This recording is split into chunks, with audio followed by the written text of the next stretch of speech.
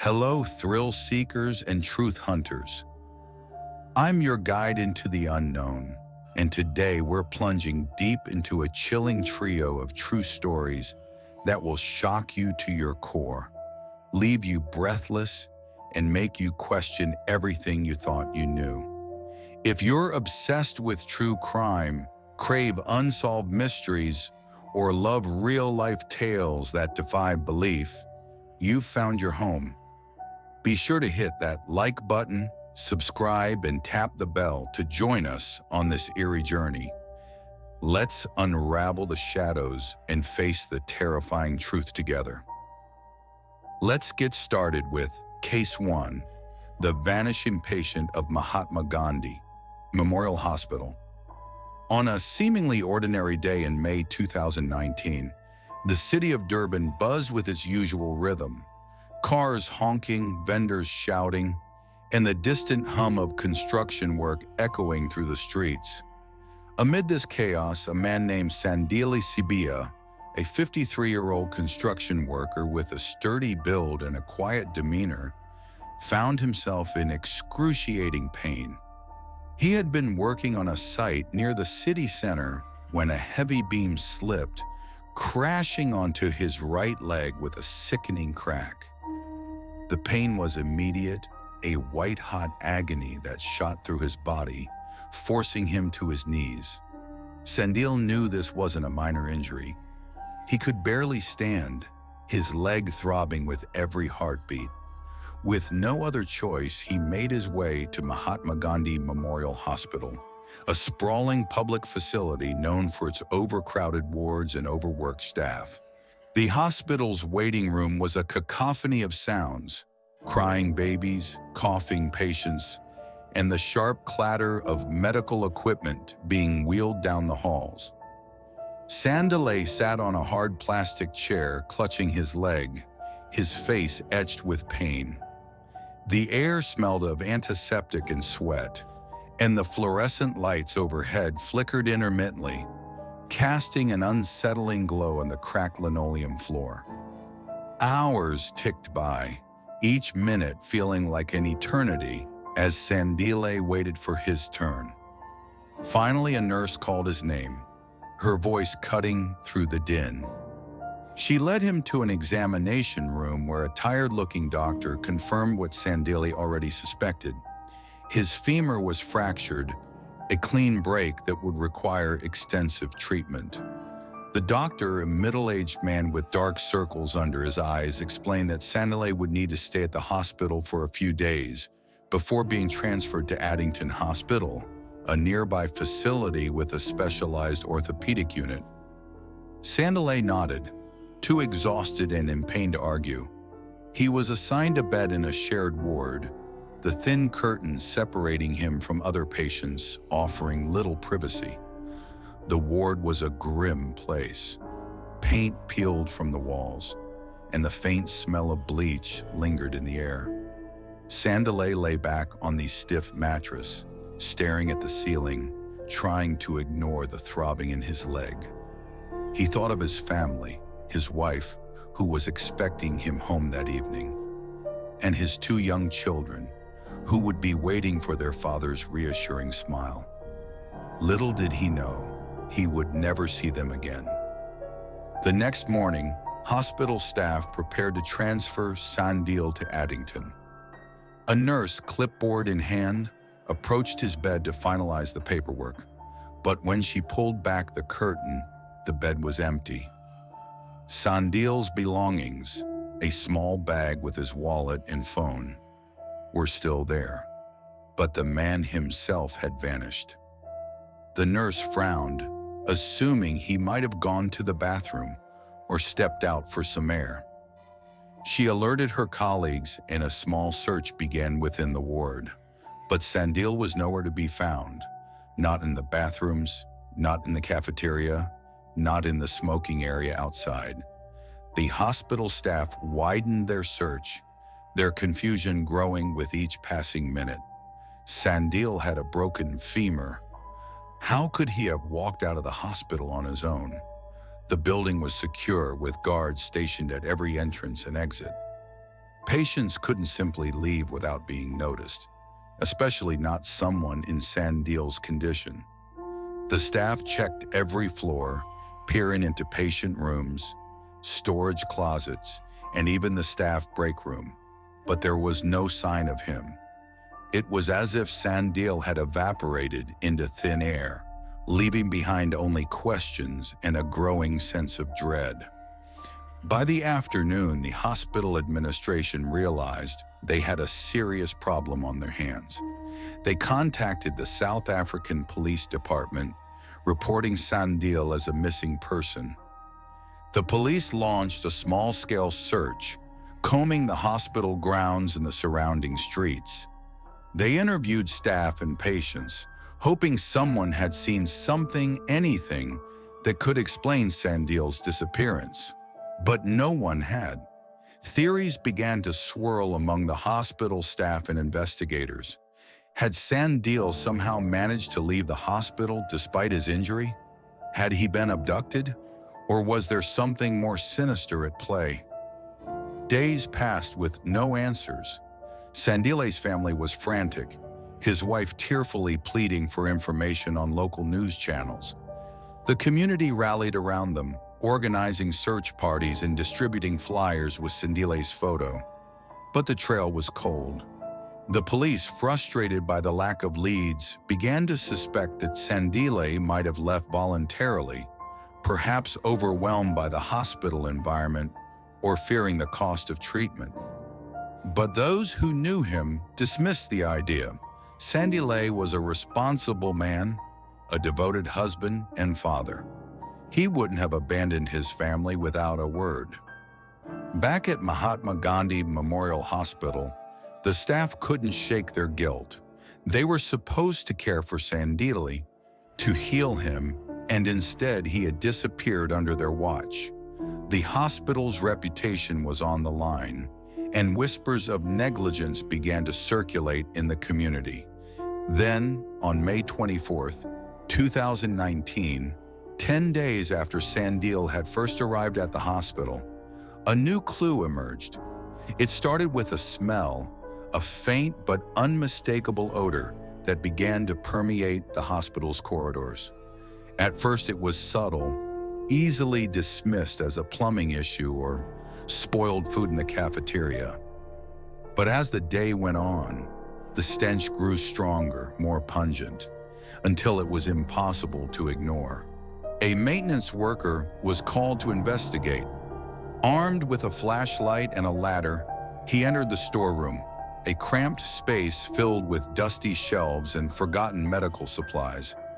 The smell was overpowering here, a thick, cloying miasma that made his eyes water. He climbed the ladder, his heart pounding, and pushed aside a ceiling tile. The beam of his flashlight cut through the darkness, illuminating a horrifying sight. There, wedged between the ceiling beams, was a decomposing body. The man's skin was discolored, his limbs stiff with rigor mortis. It was Sandile Sibiya. The discovery sent shockwaves through the hospital. Police were called immediately, and the body was carefully removed from the ceiling. An autopsy confirmed Sandile's identity and revealed that he had likely been dead for several days, though the exact cause of death was unclear due to the advanced state of decomposition. Investigators were baffled. How had Sandile ended up in the ceiling of a hospital storeroom? The space was accessible only to staff, and the hospital prided itself on its tight security measures. Guards at every entrance, cameras in the hallways, and strict protocols for patient movement. Theories abounded, each more unsettling than the last. Some speculated that Sandile, in a state of delirium or desperation, had somehow climbed into the ceiling himself, perhaps seeking a way out of the hospital.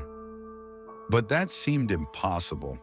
He had a broken femur, and the ceiling access was narrow and difficult to reach even for a healthy person.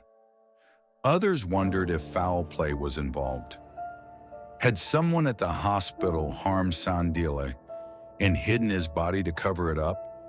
The hospital administration vehemently denied any wrongdoing, insisting that their security was impeccable and that Sandile must have acted alone. During the investigation, early reports suggested that Sandile might have been a mental health patient, a claim that fueled speculation about his state of mind at the time of his disappearance. But the hospital quickly corrected the record, confirming that Sandile had no history of mental illness. He was a healthy, stable man who had come to the hospital for a routine injury. So how had he ended up dead in the ceiling? The police vowed to get to the bottom of the mystery, promising to take the strongest possible action if any wrongdoing was uncovered. But to this day, Sandile's death remains an enigma, a haunting reminder of the shadows that can lurk even in places meant to heal. Let's come to Case 2, the disappearance of Brian Egg in San Francisco. In the vibrant city of San Francisco, where the tech boom collides with historic charm, the South of Market neighborhood, known as SoMa, has long been a melting pot of cultures and communities. It's a place where trendy startups share space with aging warehouses, and the streets buzz with the energy of artists, workers, and dreamers. In this eclectic neighborhood lived Brian Egg, a 65-year-old man with a warm smile and a generous heart. Brian was a San Francisco native, born and raised in the city's foggy embrace. He had spent his younger years working as a bartender at the Stud, a legendary gay bar that was a cornerstone of the city's queer community in the 1970s and 80s. Brian was a beloved figure in SoMa, known for his kindness and his dedication to his community. He lived in a modest house on a quiet street, its exterior weathered by years of salty ocean air. The house was filled with memories, photos of Brian with his family, mementos from his bartending days, and a small garden out back where he grew tomatoes and basil. Brian's family lived just outside the neighborhood, and though their busy lives often kept them apart, they stayed close through regular phone calls and occasional visits. Brian and his brother Devin were particularly tight, often chatting about everything from politics to their favorite Giants games. In late May or early June of 2018, Brian's life seemed as steady as ever. He had been spending more time giving back to his community, a habit he had developed after retiring from bartending. On weekends, he could often be seen cleaning up the alleyways near his home, picking up trash and sweeping away debris with a quiet determination. Neighbors admired his civic pride, waving to him as they passed by with their dogs or their morning coffee. One sunny Saturday, Brian was spotted doing just that. Wearing a faded Giants cap and a pair of worn gloves, he worked his way down the alley behind his house, a trash bag in hand. When he finished, he waved to a neighbor and headed back inside. It was the last time anyone would see him alive. A month later, in late June or early July, Devin decided it was time to check in with his brother. The two hadn't spoken in a few weeks, which wasn't unusual given their busy schedules, but Devin missed their conversations. He dialed Brian's home phone, expecting to hear his brother's familiar voice. Instead, he was greeted by an answering machine, a strange, robotic voice asking him to leave a message. Devin froze. Brian had never used an answering machine in his life, and the voice on the recording definitely wasn't his. Confused, Devin double-checked the number, confirming that he had dialed correctly. He called again, his unease growing. This time, someone picked up. A man's voice, gruff and unfamiliar, answered. "Hello? Who's this?" the man asked. Devin explained that he was Brian's brother and was trying to reach him. The man, who introduced himself as Nate, assured Devin that Brian was fine. just out walking his dog in the neighborhood. He promised that Brian would call back soon. Devin thanked him and hung up, but a knot of worry formed in his stomach. Brian didn't have a dog, and he had never mentioned anyone named Nate. Still, Devin tried to brush off his concerns. Maybe Brian had made a new friend, or perhaps he was house-sitting for someone. But as the days turned into weeks, Brian never called back. By late July, Brian's absence had become impossible to ignore. Soma was a tight-knit community, and Brian was a familiar face, always at the local market, always chatting with neighbors on his front stoop. When people realized they hadn't seen him in over a month, concern rippled through the neighborhood. Neighbors began to talk, comparing notes and growing increasingly worried. They called the San Francisco Police Department, reporting their fears that Brian might be missing or injured inside his home. Officers visited Brian's house several times, knocking on the door and peering through the windows. But no one answered, and there were no signs of life inside. The police, perhaps stretched thin by the city's many demands, seemed unconcerned. They suggested that Brian might have gone out of town without telling anyone. A plausible explanation, but one that didn't sit right with the neighbors. Brian wasn't the type to disappear without a word. Frustrated by the lack of action, one of Brian's longtime neighbors, Scott Free, took matters into his own hands. Scott, a graphic designer with a knack for social media, posted about Brian's disappearance on local community pages, urging anyone with information to come forward.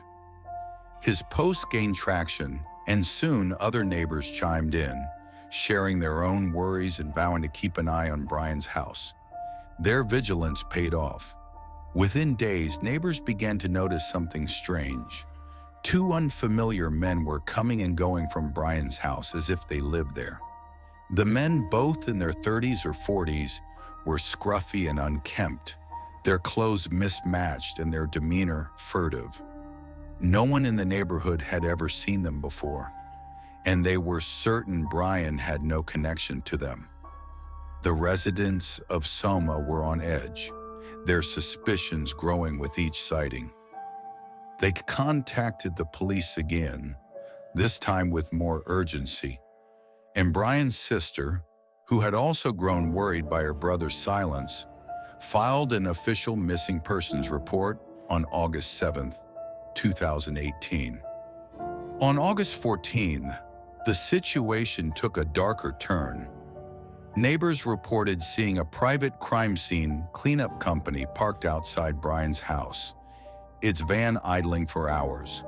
They also noticed something even more alarming: soap suds leaking from under Brian's front door, accompanied by the sharp chemical smell of bleach. Some claimed to have seen the two strangers painting over a section of the door, as if trying to cover something up. The police finally took the neighbors' concerns seriously, dispatching a team of officers to Brian's house. There, they arrested one of the men, 52-year-old Robert McCaffrey, who was allegedly carrying $1,000 in cash, money the neighbors believed he intended to use to pay the cleanup company. 2 days later, police tracked down the second man, 39-year-old Lance Silva, at a nearby residential hotel and arrested him as well. Both men were charged with identity theft and financial crimes after investigators discovered they had been using Brian's credit cards, possibly to buy a car. But the bigger question remained: where was Brian? On August 17th, police returned to Brian's house to conduct a thorough search. For 4 days, they combed through every inch of the property, their dread growing with each passing hour. Then, in a storage room tucked under the staircase, they found it. A fish tank, its glass cloudy with grime. Inside was a gruesome sight: the torso of a body, beheaded and missing its hands, submerged in a chemical solution. It was Brian Egg. The medical examiner ruled Brian's death a homicide, a brutal and calculated act. Robert and Lance were charged with homicide, identity theft, elder abuse, and financial crimes. But in a shocking turn of events, the San Francisco District Attorney's Office dropped all charges against both men, citing insufficient evidence. Robert was released, and Lance, who was briefly held in Alameda County for a parole violation, was also freed. To this day, no one has been convicted of Brian's murder, and his killer or killers remain at large, a haunting mystery in the heart of San Francisco.